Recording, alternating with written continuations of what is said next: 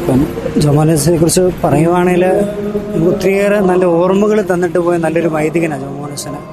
പ്രത്യേകിച്ച് അച്ഛൻ്റെ ഈ ഒരു മടക്കം എന്ന് പറയുന്നത് വ്യക്തിപരമായിട്ട് ഞങ്ങളുടെ പപ്പുച്ച സഹോദരങ്ങൾക്കും കേരള സഭയ്ക്ക് ഒത്തിരിയേറെ നഷ്ടമാണ്. വ്യക്തിപരമായിട്ട് അച്ഛനായിട്ട് എനിക്ക് നല്ല ബന്ധമെന്ന് പറഞ്ഞാൽ അച്ഛൻ എൻ്റെ മൈനർ സെമിനാരി റെക്ടറച്ഛനായിരുന്നു. കാരണം എന്നെ ഒത്തിരിയേറെ സ്വാധീനിച്ച ഒരു വ്യക്തി കൂടിയാണ്. കാരണം മൈനർ സെമിനാരി എന്ന് പറയുന്നത് ഒരു വൈദികൻ്റെ ഒരു പ്രാർത്ഥനയിലും അവൻ്റെ ആത്മീയതയിലേക്ക് ഒരു ഉറപ്പ് തരുന്നൊരു സ്ഥലമാണ്. അവിടെയൊക്കെ ഞങ്ങളെ ശക്തിപ്പെടുത്തിയതും മാതൃക നൽകിയതൊക്കെ അച്ഛൻ്റെ ജീവിതമാണ്. വ്യക്തിപരമായിട്ട് പറഞ്ഞു കഴിഞ്ഞാൽ ജോമോനസിന് എനിക്ക് എൻ്റെ ജീവിതത്തിൽ ദൈവവിളിയിലേക്ക് ഒത്തിരിയേറെ പ്രതിസന്ധികൾ നേരിട്ടപ്പോൾ പ്രാർത്ഥനയും അല്ലെങ്കിൽ ഉപദേശങ്ങളൊക്കെ ആയിട്ട് എന്നെ ഒത്തിരി ശക്തിപ്പെടുത്തിയ എൻ്റെ ഒരു ജ്യേഷ്ഠ സഹോദരനാണ് ജോമോനസിന്.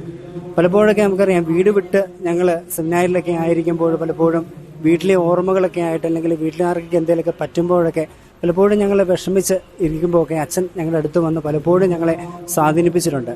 പിന്നെ ഞാൻ അധികം പഠിക്കാനൊന്നും അത്ര നല്ല ആളല്ല, പക്ഷേ പലപ്പോഴും പരീക്ഷയ്ക്കൊക്കെ ചിലപ്പോൾ ഞാൻ തോക്കുവരൊക്കെ ഉണ്ട്.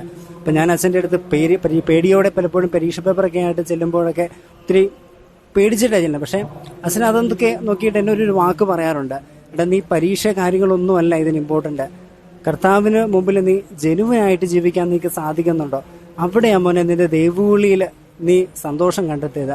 മാർക്ക് അല്ലെങ്കിൽ നമ്മൾ പഠിക്കാൻ കാര്യങ്ങളൊക്കെ പഠിക്കുക അതിൻ്റെ ഒരു ഭാഗം മാത്രമാണ്. പക്ഷെ കർത്താവിൻ്റെ കൂടെ ആയിരിക്കുക, നിനക്ക് ഈ ജീവിതത്തിൽ നീ സന്തോഷം കിട്ടുന്നുണ്ടോ, അവിടെ നീ അവിടെ നിനക്ക് എന്നാ പറയുന്നത് ദൈവവിളിയിൽ ഒത്തിരിയേറെ നിനക്ക് സന്തോഷത്തോടെ നിൽക്കാൻ സാധിക്കുമെന്നൊക്കെ പലപ്പോഴും അച്ഛൻ ഞങ്ങൾക്ക് പറഞ്ഞു തന്നിട്ടുണ്ട്. പിന്നെ ഒത്തിരിയേറെ എന്നാ പറയുന്നത് ഒരു തലക്കനമൊന്നും ഇല്ലാതെ ഒരു വൈദ്യനൊന്നും ഇല്ലാതെ ജീവിക്കുന്ന നല്ലൊരു സാധാ ഫ്രാൻസിസ്കനാണ് ഞങ്ങളുടെ ജോമോനസ് എന്ന് പറയുന്നത്.